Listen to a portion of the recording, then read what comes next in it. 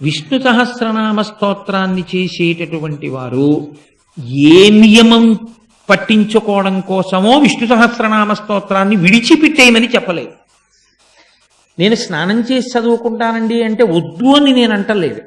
కానీ ఏమండి, నాకు విష్ణు సహస్రం లేవగానే ఒక్కసారి క్షీరోధన్వత్ ప్రదేశే శుచిమణి విలసత్ సైకతే మౌక్తికానాం అనుకుంటూ మొహం కడుక్కోవాలనుంది అని మీరు అన్నారనుకోండి, అలా వద్దు అని నేను అనకూడదు. ఎందుకో తెలుసా? విష్ణునామం చెప్పేటప్పుడు ఏకవస్త్ర అయినటువంటి ద్రౌపది చెప్పింది.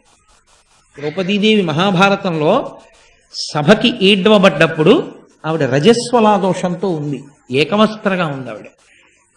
ఆ సమయమునందు 10 మందిలోకి వచ్చే సందర్భం కాదు. అటువంటి ఆవిడ్ని జుట్టు పట్టి ఈడ్చుకొచ్చారు. ఈడ్చుకొచ్చి ఆమె వలువలు ఊడ్చేస్తున్నారు. ఆమె కట్టుకున్న బట్ట లాగేస్తున్నాడు దుశ్శాసనుడు. ఇప్పుడు ఆవిడ ప్రమాదకరమైన సందర్భంలో ఉంది. అసలు ఆవిడికి శౌచమన్న మాటే లేదు. ఎందుకంటే బ్రహ్మహత్యాపాతకంలో 4వ వంతు రజస్వలా దోషం.